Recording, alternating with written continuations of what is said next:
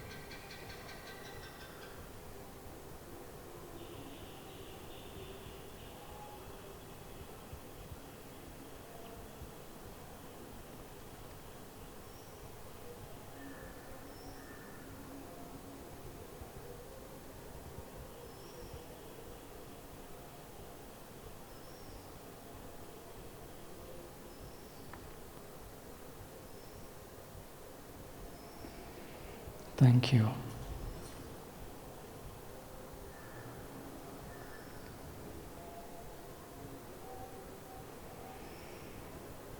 Today's topic,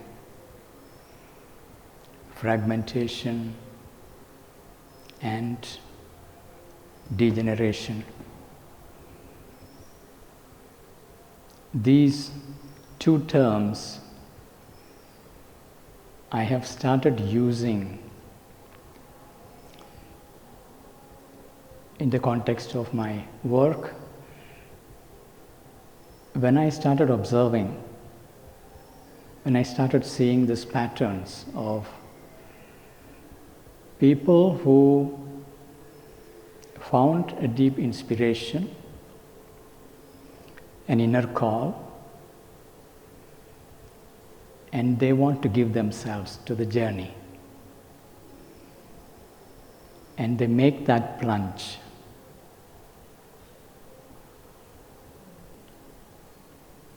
So when there is this inner call and there is this growing aspiration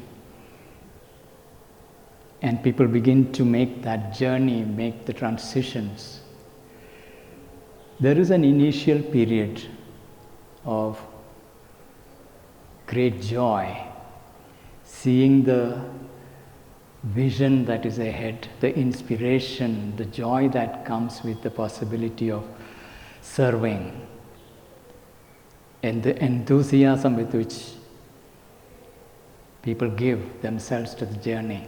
That's beautiful time. And then comes a stage where you begin to encounter obstacles inside as well as outside. It's on both sides. Initially it shows up largely as an external obstacle, but soon you realize that it is more and more of internal obstacles.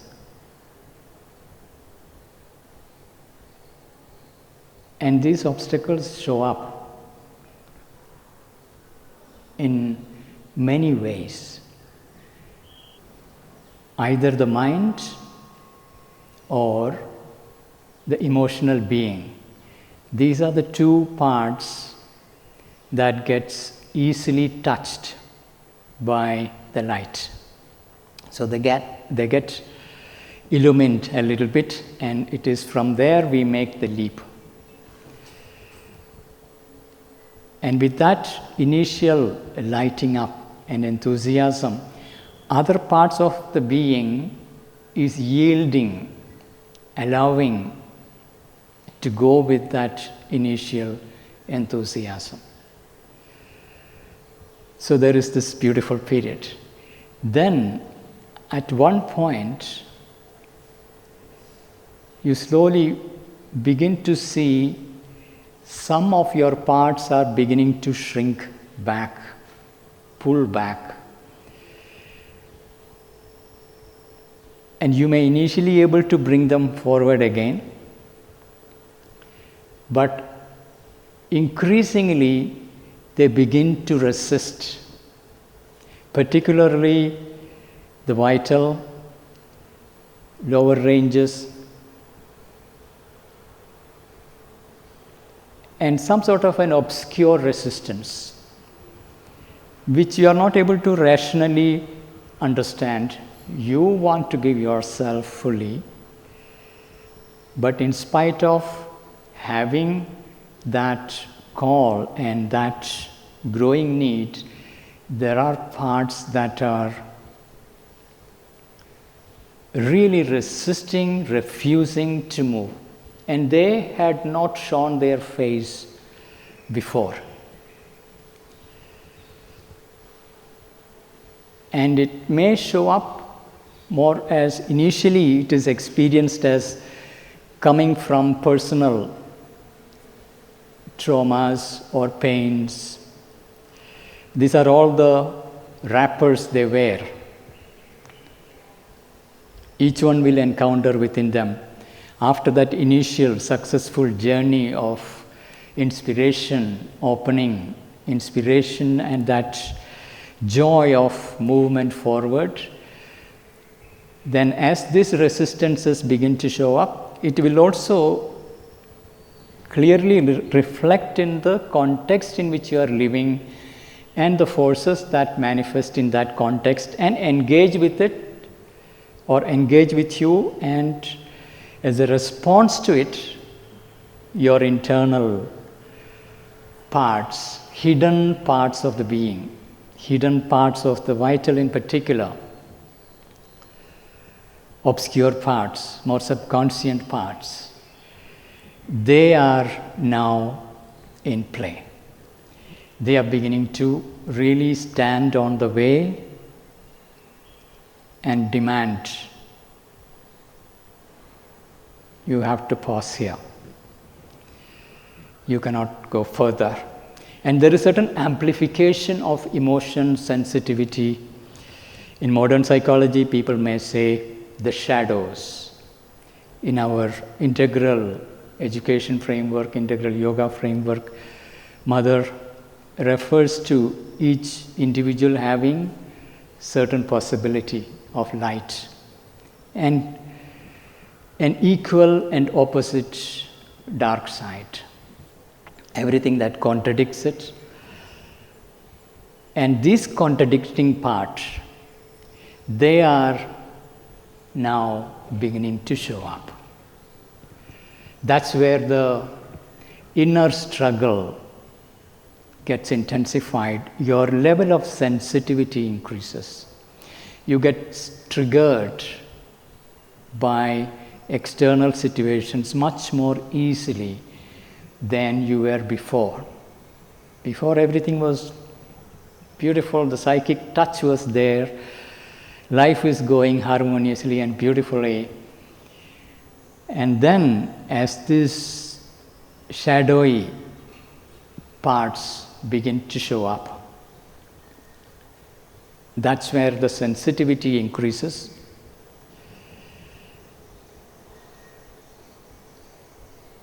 And this is where you begin to experience being vulnerable as well as being kind of out of control.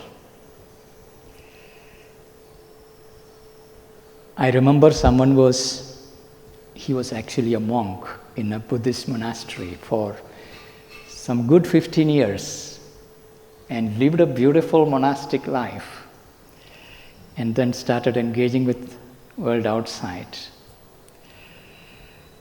started having its own people and work with the people. And this is also a period where you are beginning to let go of the mental control. Because initially when the psychic is there, there is, in a way, mental controls are not much required, but you see the need for discipline, so you bring in mental discipline, and especially when there is a group, it is easier to be in that disciplined journey. But at one point, in the journey of surrendering each and every part, when that mental discipline is gently surrendered, when the lid is removed, that's when these hidden parts show up. So here, this man was struggling with simple things like food craving. Even simple eating itself can get amplified and exaggerated into a proportion where you see that this is not normal and it is going out of control and you're not able to even hold back. Or the anger just bursting out. You were having otherwise quite peaceful journey. You thought you made quite some progress. And then suddenly this explosive anger. Or on the other side, if it goes to the other extreme, the depressions, the man of sorrows, we see in Sri Aurobindo's letters on yoga, where he is referring to the man of sorrows. Reject that man of sorrows.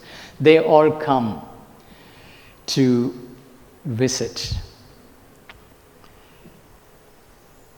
And many of these characters who will show up is very beautifully described in Savitri.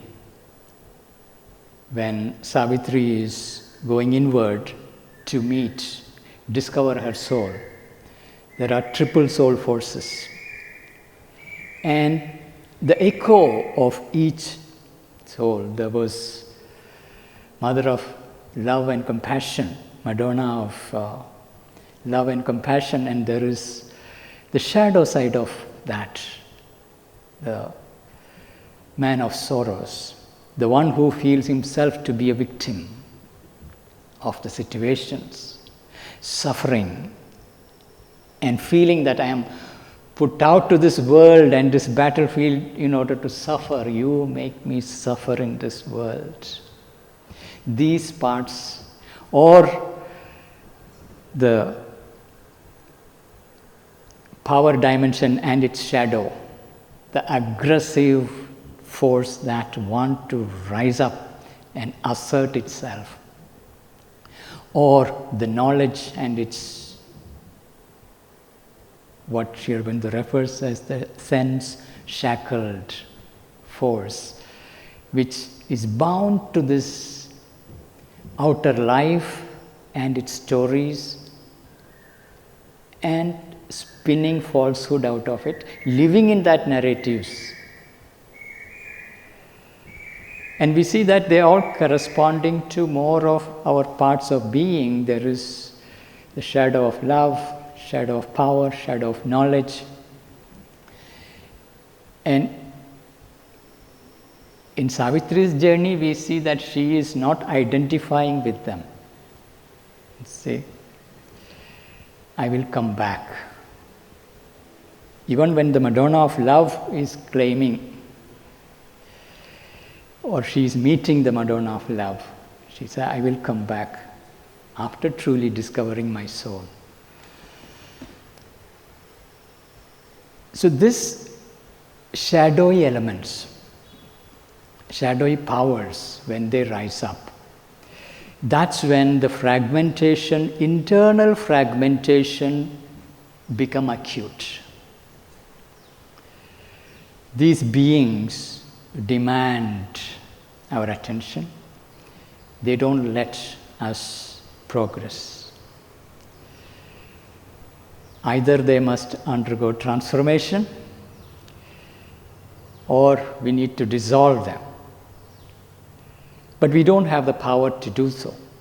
Our mental will become highly insufficient. Even senses become acutely sensitive or craving after things. When the mental lid is removed and increasingly the free flow of the vital force begin to flow through, these problems intensify.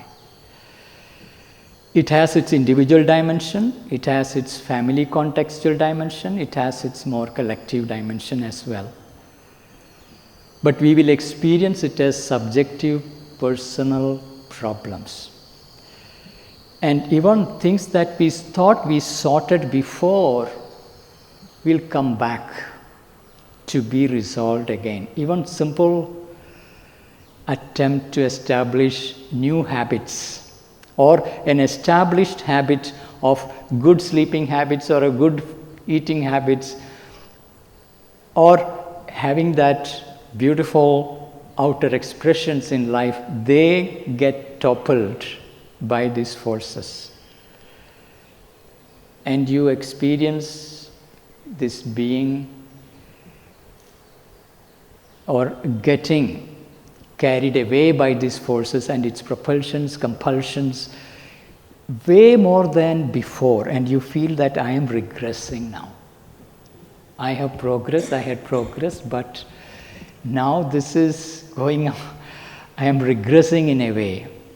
I did not have so much negative thoughts before, I did not have so much negative emotions before. It was easier to establish new habits, but now even what was established is getting disrupted. Particularly the space where you are moving into the surrendering to the Shakti, and she exposes many of these hidden subconscious layers, and we see that these beings or these parts of our being are pulling and not allowing us to progress. And that battle, each one, we will confront that at one point or other after the honeymoon period of yoga. And they show up to be dealt with. This is where we also see the degeneration. So the fragmentation is where we see that the will is actually fractured. I do not have one will. There are these, my mind having beautiful ideas, but other parts are not willing to come with you. So the ideas are sitting, not flowing into action. The big fracture between knowing and doing. And in that, we clearly see the will is fractured and my will is not there. And I am more of a puppet being pulled in various directions. And in a group, it gets even more complex. After the honeymoon period, within the group, the shadows shows up, and often it destroys the groups. So there is certain fragmenting, divisive force that enters. And it's not individual, it is a kind of inherited collectively. And in place like Auroville, it gets far more intensified and amplified because we are representatives coming from all cultures with its own baggage. So this gets amplified. In that space is where further distortion happens through degeneration. And I would like to detail out degeneration layer by layer. In the mind is our instrument of receiving knowledge, and mind can receive inspired, illumined knowledge. And when that inspiration is there, we feel like this is the right thing I wanted to do. It's so clear, so inspiring. But soon, that idea will be bitten by doubt. Doubt is the very first stage of degeneration that happens in the mind. And to understand it, we need to also see the parallel in the physical world. Like a ripe mango will gradually rot. A blooming flower will wither away. A hot cup of milk will cool down. There is an entropy in the physical nature. The same way, psychologically, there is an entropy. The physical nature's entropy getting translated into psychological terms. So in the mind, even though mind has developed the ability to receive some light, first stage of degeneration is the eating up by doubt. Now, doubt can take on many forms. Self-doubt. Am I the right person to do it? Is this the right idea? Is it the right time? While initially when you get the idea, everything looks beautiful. Wow, this is the right thing to do. But 1 week down the line, 2 weeks down the line, it is no more shining. It is just an ordinary idea full of doubt, haunted by doubt. And if you don't clear the doubt, it will degenerate further into confusion. And confusion is the stage where you are thinking a lot, analyzing a lot, but you cannot arrive at any decision. You feel like you are working on it. I am working on the idea. Good idea. I am thinking about it. But you are never taking action. Because there was already a doubt which you did not clear. Now that doubt is enveloped within the cloud of confusion. And once the confusion sets in, the third stage of degeneration is inaction. You are not executing the idea. Idea enters, it degenerates into doubt, into confusion, into inaction. So from clarity to doubt, to excessive thinking of confusion, and to inaction, this is how it degenerates and dissipates. The energy is dissipating in the mind. So the idea that was seeking to manifest through you as an instrument, even when the divine is able to drop one beautiful idea into the mind, even after receiving it, you experience the biting of doubt, then the thinking and inaction. And this repeats and repeats and repeats. And you see that you are collecting wonderful ideas, collection of ideas, and hoping one day when I have enough free time, when I am free from all these responsibilities, one day I will do, hoping for a miracle. And that one day never comes. And you have collection of ideas sitting, waiting for that Shubha Muhurtam, for it to manifest. And if you take heart, similar degeneration happens. If mind is an instrument that is seeking knowledge, it gets knowledge, but it cannot operationalize it when it degenerates. Now, heart seeks love and affection. And it's beautiful to experience love, especially unconditional love, when you feel that deep intimacy and connection with someone. The beautiful experience of love. That's an incredible experience, particularly early time in the teens and early 20s, when this heart opens up and we experience innocent, pure self-giving and that love. But soon, what happens with love, when the forces of degeneration sets in, love becomes the attachment. Whether you are attached to a person or your beautiful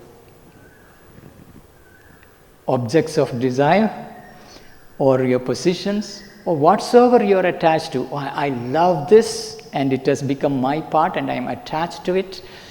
And that attachment is glorified still as love. I love you so much. I miss you so much. And people love to hear that, especially in your 20s and early ages. I love to hear, you don't miss me, that is not a good sign.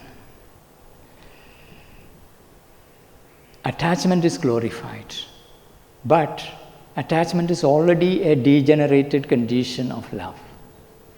With attachment, the next step is inevitable, which is insecurity. Anything that you get attached, naturally there is an undercurrent of, am I going to lose this one way or other?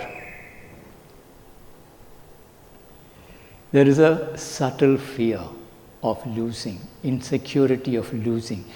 Once that insecurity deepens without you necessarily noticing it, there is a mild anxiety about things, and without necessarily noticing, you become increasingly a control freak because you're trying to protect that which you love, that which is very, very dear. And if this plays out at the time when your internal fragmentation is also showing up, that's when you begin to see the enemies out there who is going to take away my dear,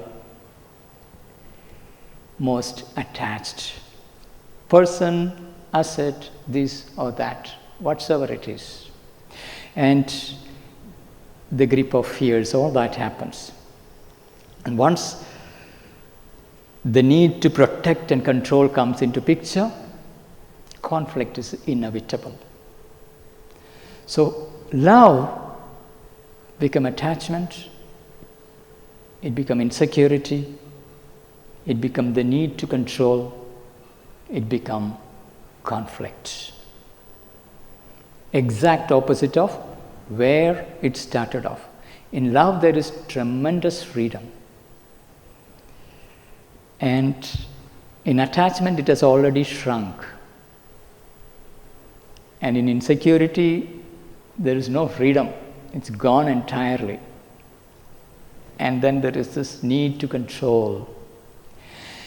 And then you are dealing with conflicts, breakups, teams breaking apart, relationships breaking apart, conflict within groups, conflicts in society, about that which is most dear, that which our love has given our heart to. Now I have to protect it and I have to fight for it. Love is gone.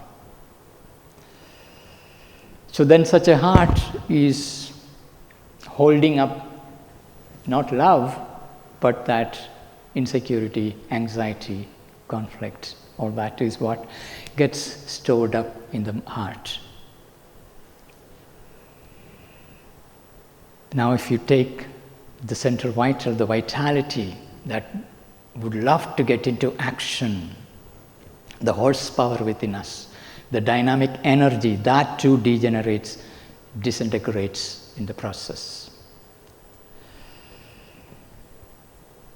In the journey, we also receive quite some inspiration. Sometimes that inspiration becomes that powerful drive for action, an inspired action. But once the vital enters, it becomes an intense ambition to accomplish, to do something, especially those who have strong vitality. If you open to the greater vital, there is an intensity of energy that flows into. It's great to have power. Without that power, we cannot be effective in action. But if this horse become wild, that's where this intensity, the power that flows into the system degenerates into restlessness. You cannot contain the power. The greater influx of prana flows into the system, but you cannot contain it. It becomes restlessness, the need for compulsive action. That restlessness, impatience, all that goes together. When you have great deal of energy flowing in and there is an inspired idea, a vision, this force of action wants immediate realization. But life is such, nothing moves easily. Obstacles will come on the way, but this energy cannot handle that delays. That's where it begins to degenerate, become impatience and restlessness and a compulsion to act. There it explodes into anger. So from power, it becomes impatience, restlessness, anger. And once it becomes an explosive anger, you have conflict, fragmentation, degeneration. So the forces that were rising up from the subconscious finds its easy prey. If you have a strong vital, it will go through this journey. If one is not conscious of it, one has not mastered this horse. Now if we take the next layer, the lower vital, the sensorium, senses seek pleasure. That is legitimate for the senses, but a refined pleasure. But the problem with the pleasure is that senses seek more and more pleasure. So the search for pleasure, experience of pleasure, when it wants more, it becomes, the first form of its degeneration is desire, which we still consider it is okay. Then it degenerates into craving, which is difficult to stop. From craving, it becomes addiction. From addiction to disease. So from natural, legitimate movement of the senses to enjoy pleasure, degenerates into desire, degenerates into craving, into addiction. And it is an easy, smooth slope and the corresponding diseases. And this was so slippery a slope, traditionally the various schools of yoga banned this character, largely looking in the direction of killing the senses, making them blunt, because otherwise it has a tendency to degenerate. And this tendency for degeneration gets amplified when the internal fragmentation and the subconscious mud that is rising up for transformation. And that rising up happens as a result of actually sadhana. We are progressing on the path, we are able to, there is some opening happening, there is certain light and force entering, that is bringing out the stuff to be transformed. But this stuff has to also flow through the mind, through the heart, through the central vital, through the lower vital, through the physical. But at this stage they are hypersensitive and they easily tend to degenerate, disintegrate. And even the addictions and compulsions that you did not have before actually shows up and you wonder what is happening to me. I was quite free from these compulsions, but why stuff is showing up? Then there is the body. body's degeneration. That we are all quite familiar after 50s. Body has the natural degenerative tendencies. First stage is stiffness. First stage is heaviness. Body become heavy. A flexible, supple body is very fluid. There is certain lightness in the body. Healthy body, full of energy, has certain lightness. But that lightness gradually get replaced with heaviness. Body becoming heavy. I don't mean in physical size, but psychologically. Subjective experience of the body as something increasingly heavy. From there, it moves into stiffness stage.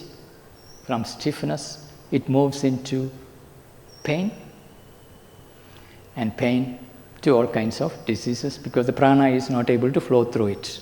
It has become dry, stiff, and pain is an indication, and diseases are natural byproducts. So imagine the picture. We have come for this yoga. There is this beautiful inner call and given our life to it, and there is beautiful progress that we have made. Then there is the grace pouring in, and also it is bringing out the stuff to be transformed, and then we find ourselves the forces, the powers that are demanding, hey, deal with me, pulling in different directions, and you find yourself to be fractured.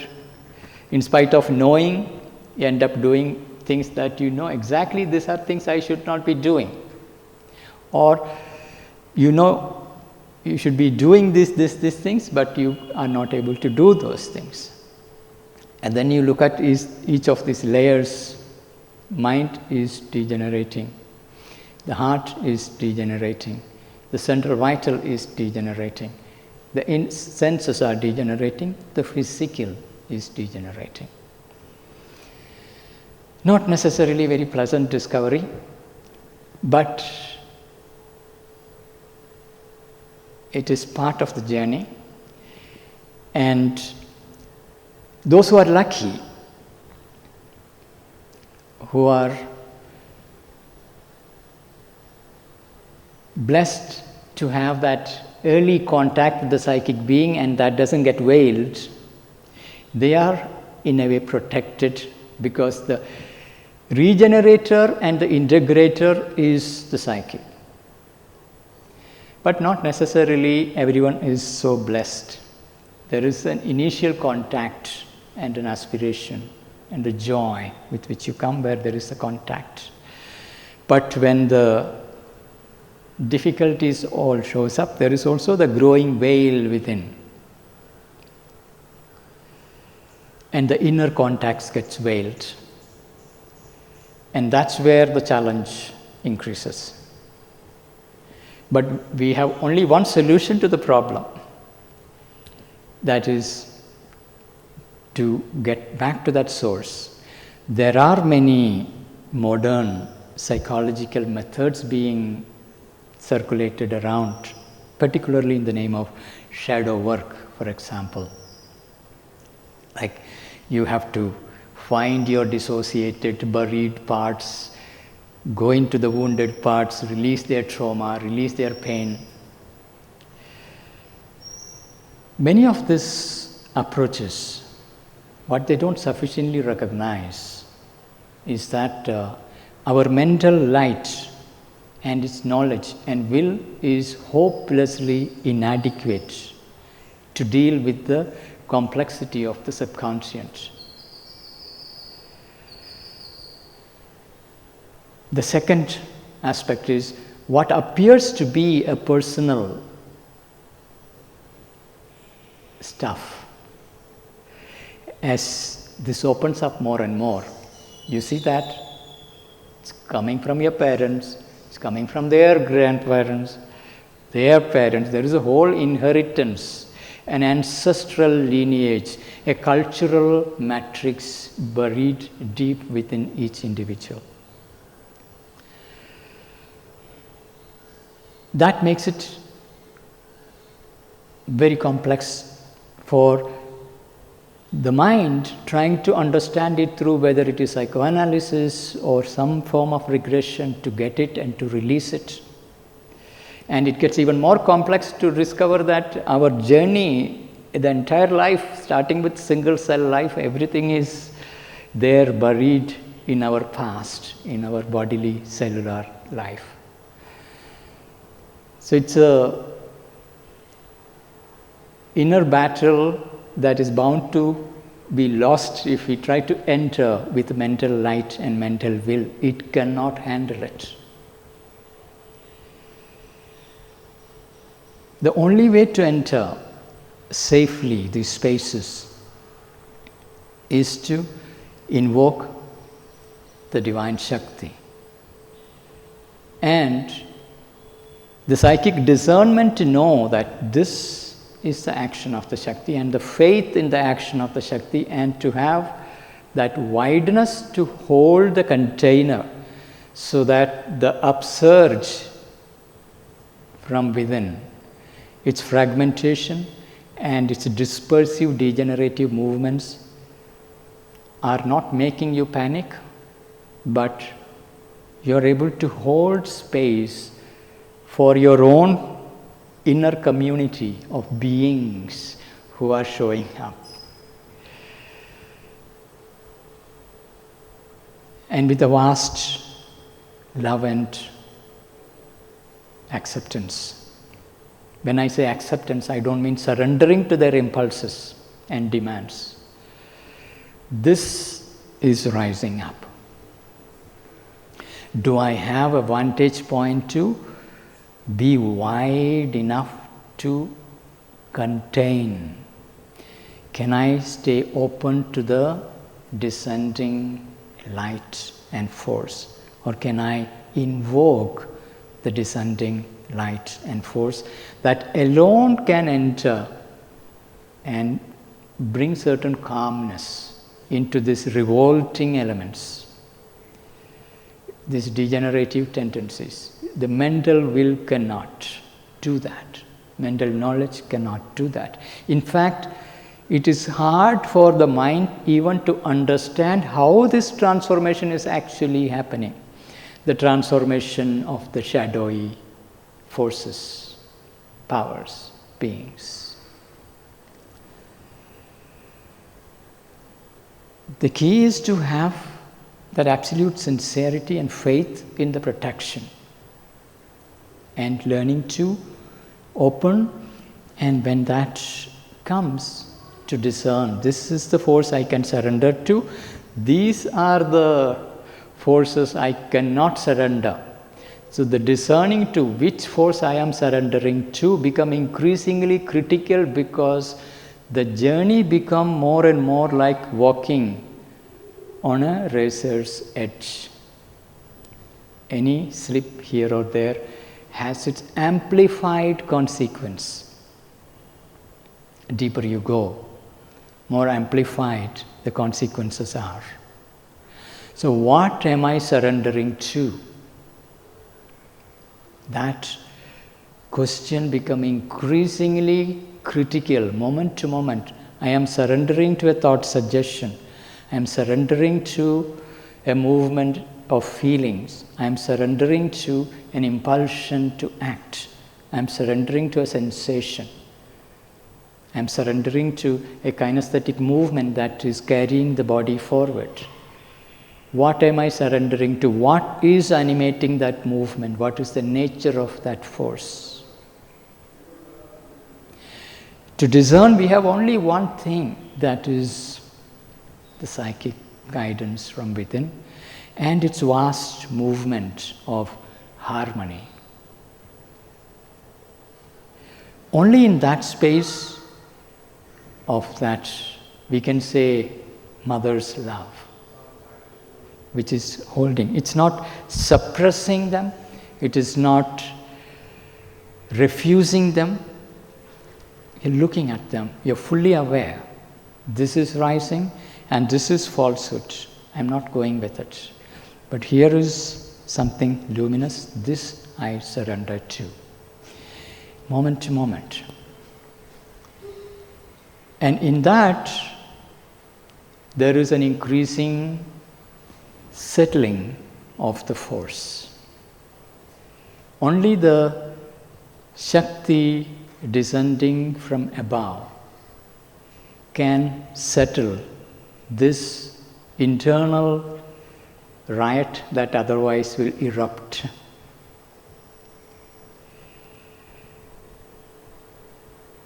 If we are able to successfully discern the growing presence and open only to that and let that force, with its characteristic movement of a profound peace, profound stillness, profound calmness, and an increasing wideness, that can harmonize these revolting elements. In fact, many of them would naturally begin to surrender and reveal their emotional content that was holding them in place. Whether it is wounds and pains and sufferings from the past of this life or your parental life or your past lives, whatsoever it is. But we don't have to go after it. If it's revealed, clarified, well and good. If it is not, fine. It is dissolved and gone. It's not our business. But the peace reigns. The restlessness, the compulsion, all that gets washed out by the descending force. And that increasingly replaces the movement of thought, movement of speech, movement of physical action, even washes and clears the heart, purifies the heart. And the psychic also finds it's much more easy to flow through such a heart that is able to open to joy, open to love, and able to have absolute faith and surrender, so that it doesn't degenerate into its attachments, its insecurities, its fears. And a vital, when it is strong, but when it receives that vaster container, that wild horse becomes calm, and it surrenders to walk in the direction the greater wisdom is giving. So does the senses. They refine. They find certain sensations are not acceptable because a higher quality is settling. The psychic emerging more and more, and the Shakti revealing more and more together. The senses gets refined more and more. They get regenerated. The energy gets regenerated. The heart gets regenerated. The mind gets regenerated. Even the body gets increasingly regenerated. Feels lighter and lighter.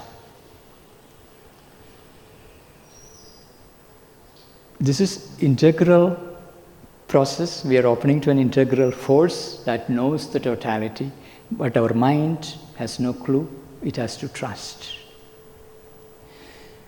But the discerning factor, what I am surrendering to, has to come from that finest discerning presence within.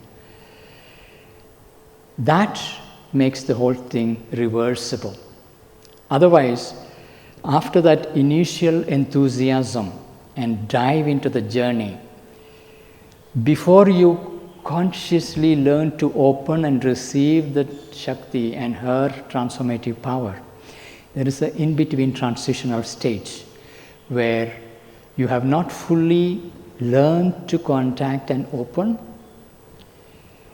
and you also need to let go of the mental will and mental discipline, and there is a transitional space where the lid is open. And what was held below the lid, the subconscious difficulties, the forces, they rise up, they fracture you, disintegrate you. And that's where many people find quite frustrating when you're caught in that in-between zone. And if you don't have that right understanding, this intermediate stage can last long. And that's a challenge we need to be conscious of. And I see, like many young people who get so much drawn to Mother and Sri Aurobindo, I am coming to Auroville, I want to give my life to Auroville. They come and jump in and they tell their parents, I am going to Auroville, I am not going to come back, all that. They come here, live for a few months, 6 months, the stuff begins to show up. And all that they thought they had overcome comes out amplified. And they can't even relate to what they were before and say, I have fallen. And I have fallen because of this place, because of you, because of you, because of you. This is happening, that is happening. And you miss the whole point. And you get, your subconscious layers are getting exposed by the forces of transformation.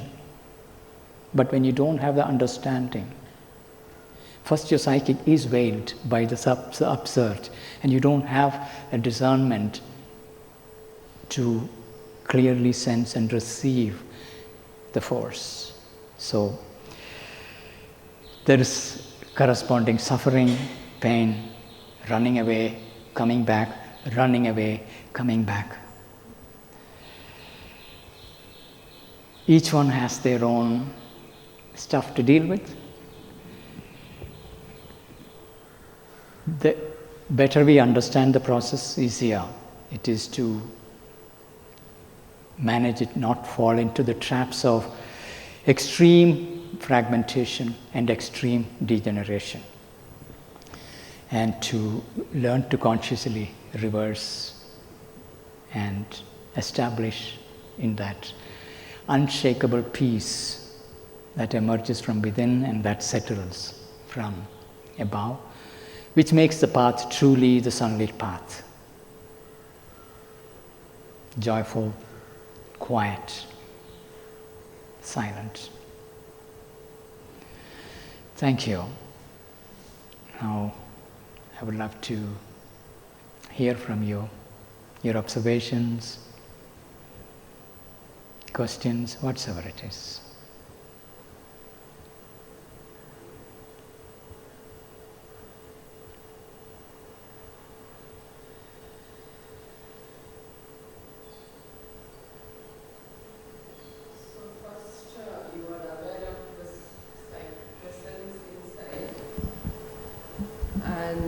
As you said, that brought you, to Mother and Sri Aurobindo more and more closer. And after some time, really, you are aware of your parts also which are not cooperating. And then,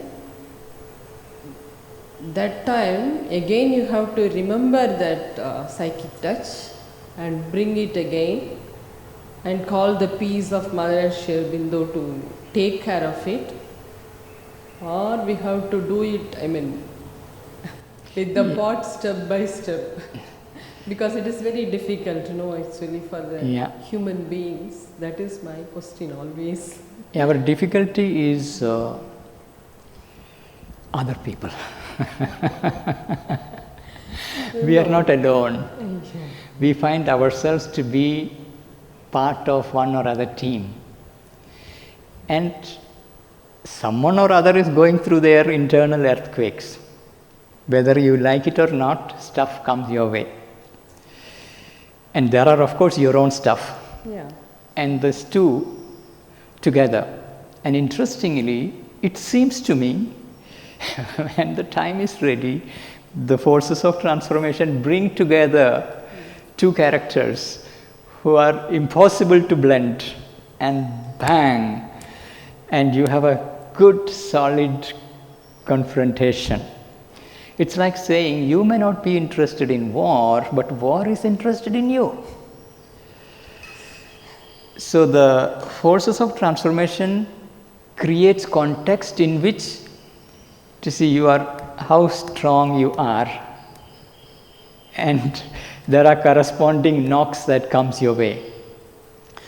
And it's very easy when we are alone to hold our beautiful face nicely, be compassionate, sweet, smiling. But in the work context, when someone is exploding at you, that's really the test of to what extent we are centered and to what extent our shadow has been transformed. Before even we realize, reaction has already happened. In fact, closer you become with people, more sensitive it is. More deeply you are connected,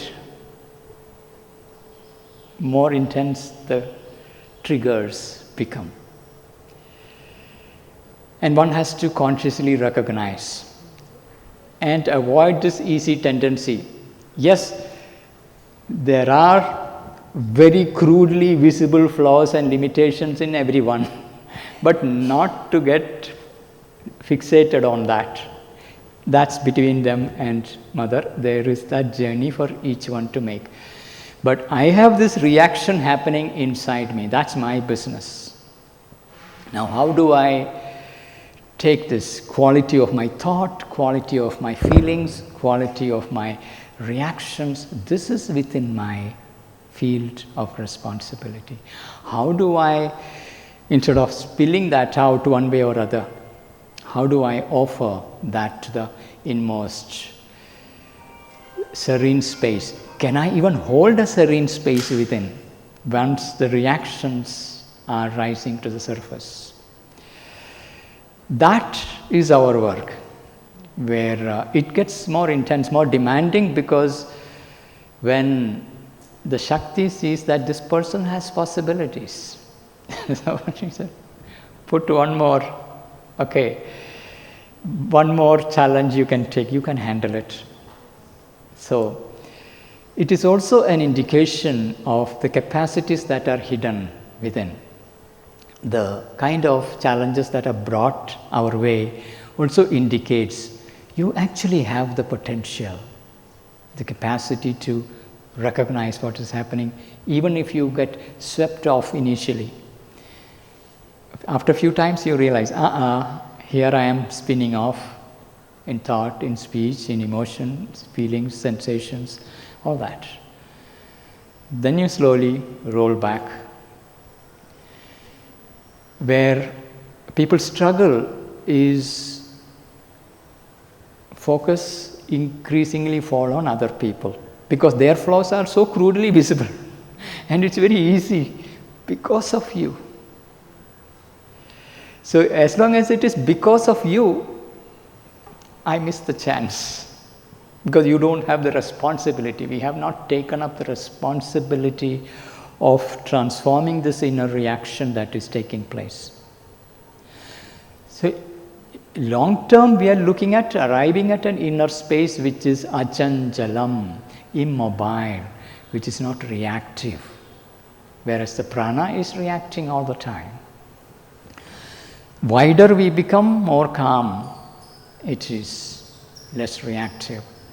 And even when someone is throwing the stuff, okay, it is crude, but it is here, but I am not throwing back. This will dissolve. I have my deep inner rhythm. Whatsoever has come, that will dissolve by itself. I have offered it. I have widened myself. Finished. So there is no more circulation and amplification, like people forwarding WhatsApp message. Somebody throws some stuff at you and you forward it to somebody else, It goes spreading. So we don't become the center of spreading. We become the center space where it is dissolved. But to do that, we need inner contact and a free wideness.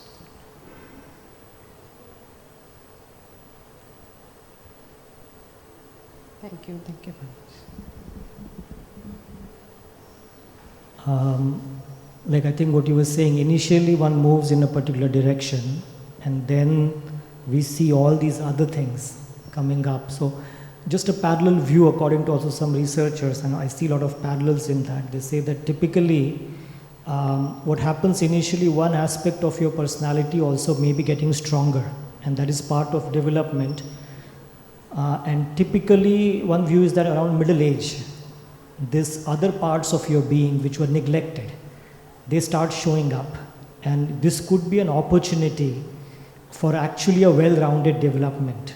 So perhaps these neglected things or things which were not aware, or the forces which were there but somehow other things were taken care of, other force was keeping them in control, but now, and it seems like it's an opportunity where if you go through it, then the integration happens. But if you're not fortunate, you may remain, in that perpetual conflict forever. So, and typically it is seen that it comes around middle age. They say this is a process. Yeah. Parts of yourself that you don't recognize start showing up, and they're pretty shadow, like the opposite of what you have been. And Jung calls it a temporary neurosis. And it's fortunate if we can go through it. So I was just wondering if Sri Aurobindo also looked at it as a process in a sequence, like this will happen, the force moves in a way, then this can come up, and then the integration. And so is there a parallel? Did he also? Yes, you are absolutely right. It is one or the other part of our being leaps forward and grow. That is touched by the light, which is thirsty and open. And after a point, it cannot go forward. Other parts that are neglected or hidden, veiled, they show up. And it's not necessary that it happens by middle age. It can happen in the very 20s itself. I have seen it for so many young people. When I work with the young people, I have seen it. It's like, especially these days, because our education system is focused largely on mental development, we see people who are mentally, maybe they are only in their 20s, but mentally they are in their 30s and 40s. But emotionally still a baby who suddenly shows up. No, the adult mind has decided to go, oh, this is wonderful, I want to go for yoga and I want to grow. And that part is well developed, and they make the leap, and suddenly this little baby shows up. Or someone who did not have, I have no ambitions or anything, suddenly a strong part, somebody who used to be very gentle, very kind, very soft to everyone, suddenly there is this raging anger that is rising up, and it can happen at any age. 20s already it can begin to happen. Of course, in the 40s this become more acute, midlife crisis, but now there is a quarter life crisis as well. It is part of the growing process.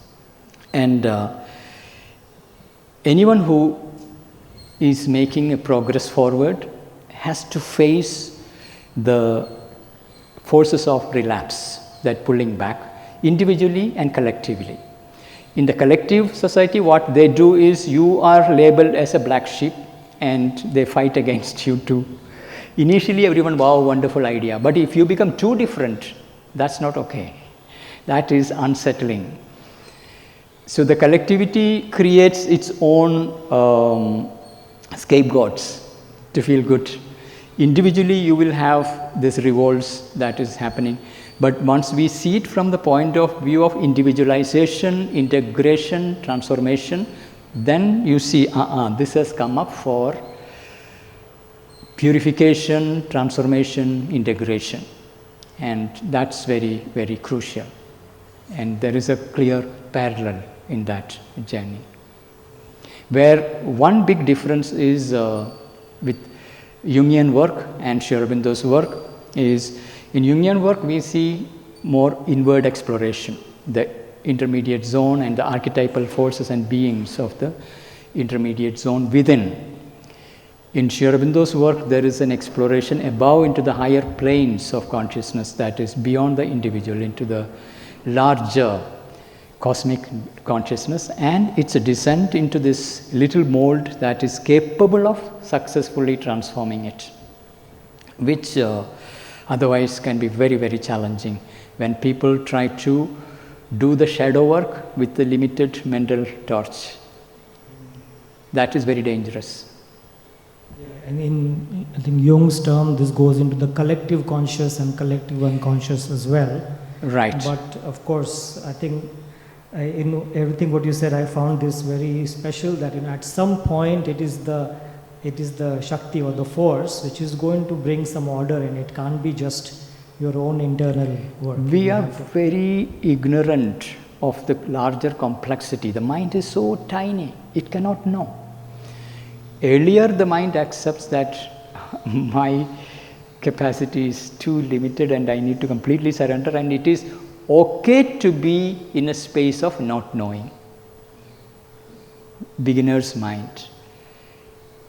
To be absolutely comfortable with not knowing, but having absolute faith, absolute sincerity, and a faith that knows that it will be done, it will work out. How? I don't know, that's not in my hand, but it will be done. That comes from a deeper space. That's our anchor point. Otherwise, we do not have an anchor point.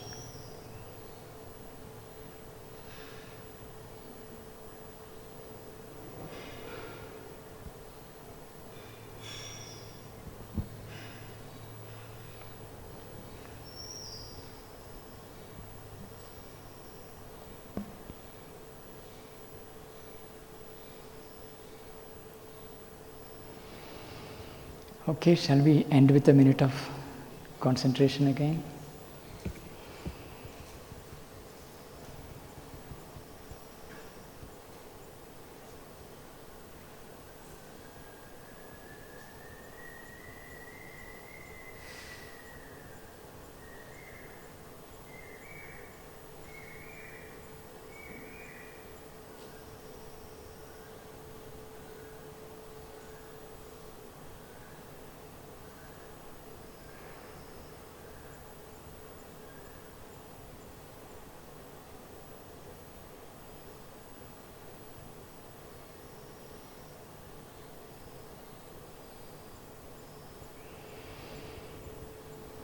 Thank you.